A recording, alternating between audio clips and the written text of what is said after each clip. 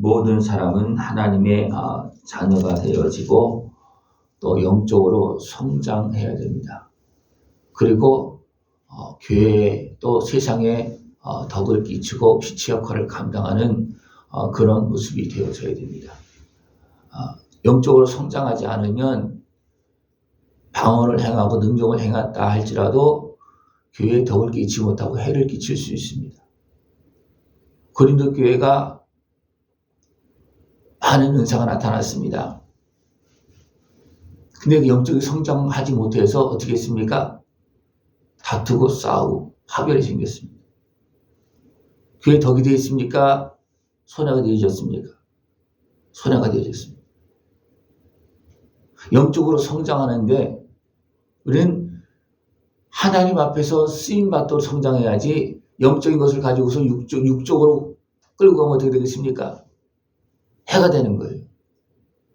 또 도리어 영적인 걸 가지고 육적인 모습으로 치우치다 보면 결국은 교만해져서 이제는 하나님께서 주신 것이 변질되어져서 악한 권세에게 지배당하는 그런 모습으로 변질되어집니다. 왜냐하면 우리가 육에 속하고 육신의 수욕에 속하다 보면 영적인 하나님의 그 은혜가 이제 사라집니다. 근데 사람은 어떻게 합니까? 여전히 있는 걸 착각하고 하려고 하다 보면 누가 사용하는 겁니까? 악한 영이 사용합니다. 근데 우리 사람들은 이제 그걸 잘 분별을 못합니다. 분명히 성령으로 시작을 했는데 가다 보니까 성령은 사라지고 악령이 역사해요. 이런 모습이 많습니다. 고린도 교회가 지금 성령 은사를 통해서 각종 은사가 너무나 많았어요. 근데 사람이 육으로 돌아가고 각자의 소욕에 매이다 보니까 성령은 사라지는 거예요. 그리고 뭐가 나타납니까? 자기들은 그것이 있는 줄 착각하고 있어요. 그러면서 자기들이 행하는 것이 옳다고 생각하고 있는데 가보니까 뭐예요? 서로 싸우고 있어요.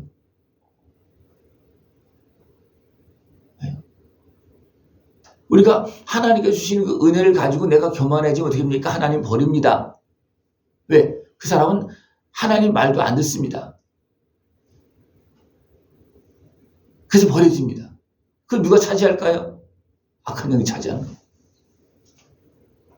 솔로몬이 하나님 앞에 순전하고 하나님 앞에 은혜를 구했을 때 성령이 임했습니다. 지혜가 임했습니다. 근데 그가 육으로 돌아가니까 됩니까? 여인들이 가져온 그 우상들과 막 해서 결국 어떻습니까? 하나님을 떠나고 하나님의 말을 듣지 않습니다. 이해가 됐습니까? 네. 여러분은 영적으로 성장했습니까? 성장한 모습은 사랑 안에서 이루어지고 덕이 나타나게 되고 질서가 있고 화평을 이루고 하나님의 영광을 위해서 나를 희생하는 것이 성장입니다. 나를 희생하지 않으면 그 사람은 영적으로 성장한 사람이 아니고 여전히 육에 속한 사람이에요. 그래서 어떻게 합니까? 싸웁니다. 갈등이 생깁니다. 분파가 생깁니다. 오늘 그걸 쭉 설명하고 있어요. 그래서 이제 방언으로 시작해서 이건 어떻게 보면 하나님께 주시는 은혜예요. 방언도. 그죠? 거기에 머물러 방언만 하고 있으면 뭐가 뭔지도 모른다는 거예요. 그죠? 뭐가 뭔지도 모르다 보면 그 넘어지고 육신이 속하고 교만해지다 보니까 악한 것이 지배할 수도 있어요. 그럼 어떻게 합니까? 문제가 생깁니다. 방언에서 예언까지 가도록 그렇게 하라는 겁니다. 이게 뭐예요? 성장이에요. 방언 처음에 할 때는 내가 무슨 말을 하는지도 몰라요. 그러니까 첫순 하다 보면 내가 무슨 말을 하고 있는지 알고 그 다음에 내가 방언에도 무슨 말을 하는지 아는 것뿐만 아니라 다른 사람이 하는 것도 알 수 있습니다. 또 방언을 또 많이 하다 보면 이제는 그것이 이제 하나님의 음성으로 들려집니다. 네. 그래서 하나님의 그 영의 그 소리가 들려질 때 이제 내 말로 하나님의 말씀을 전할 수 있는 것, 그것이 바로 예언입니다. 이것이 성장이에요. 그럼 어떻게 됩니까? 나도 그 다스림을 잘 받을 수 있고 다른 사람에게도 전할 수 있고 유익이 되어지고 교회의 덕이 된다는 겁니다. 이것이 영적 성장입니다. 또 영적 성장은 말씀을 깨닫고 어떻게 합니까? 자기 혼자만 교만하게 막 하는 것이 아니고 더 넓은 영역의 말씀을 받아들이고 흡수해서 어떻게 합니까? 더 온전하게 세워나가는 겁니다.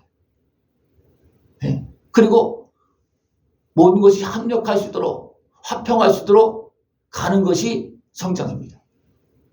네. 성령님께서 어떻게 일하십니까? 하나님의 말씀과 예수님의 은혜 안에서 우리 가운데서 역사하시면서 우리를 성장시키십니다. 예수님도 아버지 뜻을 따랐고 성령님도 아버지의 뜻과 예수님의 뜻 안에서 아버지께서 또 예수님으로부터 보냄을 받아서 예수님의 사역에 이어서 계속 감당하고 있습니다. 사역을 하고 있습니다. 성령님도. 여기 질서가 있잖아요. 그죠? 근데 우리는 하나님의 상 예수님의 은혜를 받아놓고 성령님께서 임하고 하나님의 자녀가 되어서도 육에 속하다 보면 어떻습니까? 하나님도 무시하고 질서도 무시하고 다 무시하고 내 멋대로 막 행합니다. 그건 다시 육으로 돌아간 것이고 더 심각하면 죄악에 빠진 것이고 더 나아가면 악한 모습에 매여서 활동하고 있는 모습이라는 겁니다. 지금 고린도 교회가 지금 그렇게 막 변질되어졌기 때문에 문제가 생긴 거예요. 그래서 바울은 그것을 이제 알게 해주는 겁니다. 너희들이 성장하기를 원한다. 나한테 육신의 수욕이 나오고 싸움이 일어나면 내가 또 다시 육신의 수욕에 의해서 죄악에 빠지고 있다는 것을 알아야 됩니다. 그러면 어떻게 됩니까? 질서가 깨어집니다. 그래서 이 하나님의 은혜를 받는 과정 속에서 처음에는 방언할 때 뭔 말인지도 몰라. 그때 어떻게 보면 마음으로 하다 보면 그게 무슨 말인지 이제 알게 돼요. 그래서 통역도 하게 되고 계속 성장하게 되고 그래서 이제 예언도 하게 되는 그런 모습으로 이제 성장한다는 겁니다. 그리고 예언하는 사람도 어떻게 합니까? 하는 사람은 예언하는 사람에게 제재를 받으면서 다시 말하면 하나님 앞에 제재를 받는 겁니다. 예언을 한다고 내가 내 고집대로 막 하면 어떻게 됩니까? 하나님의 다스림을 받지 못하는 거죠. 하나님께 다스림을 받는 연습도 해야 된다는 거예요. 내 것을 내려놓으면서. 그래야지만 내가 육에 속해서 악한 것의 게임에 속지 않고 계속해서 우리는 하나님의 관리를 받아 나갈 수가 있다는 겁니다. 근데 조금 한다고 하는 사람들 하나님의 말씀을 듣습니까? 안 듣습니까? 안 듣습니다. 이게 문제예요. 여러분 하나님의 말씀 잘 듣습니까? 사람이 모를 때는 들어. 아이들은 듣는데 어른이 되면 안 들어. 이게 뭐냐면 자기 스스로 높아진 거예요. 그러면서 내가 왕이 되어지고 하나님의 관계도 깨어지고 도리어 하나님의 자리에 떡 서서 세상을 지배하려고 그럽니다.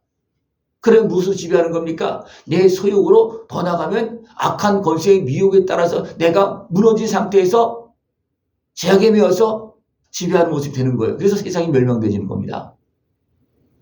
이렇게 흐름이 그래요. 이건 개인적으로 그렇고 지역적으로도 그렇고 교회적으로도 마찬가지입니다. 이런 것을 잘 분별하지 못하고 관리하지 못하고 다스림을 받지 않으면 결국은 다 무너지게 있습니다. 다 무너지게 돼 있어요. 네. 아하가 왜 무너졌습니까? 다스림을 받지 않았기 때문에 그렇습니다. 하나님의 말씀대로 어겼고 어떻게 보면 남편의 다스림도 안 받은 거예요. 네. 뱀이 선악과 따먹으라고 그러는데 따먹어도 돼? 한번 물어봐서 어떻게 되겠습니까? 안 따먹었을 거예요. 근데 자기 육신의 수욕에 매여서 됩니까? 간교한 뱀에게 속아서 마귀에게 넘어져서 됩니까? 결국은 하나님의 말씀을 어기고 선악과를 따먹은 거예요. 네.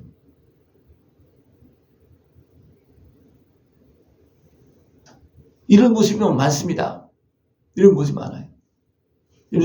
여러분 내가 잘난 것 같습니까? 그러면 다스림을 받아야 되는 거예요. 그래서 계속 말씀하는 것이 뭐냐면 여자는 귀에서 잠잠하라. 이것이 뭐냐면 관리를 받으라는 겁니다. 질서 있게.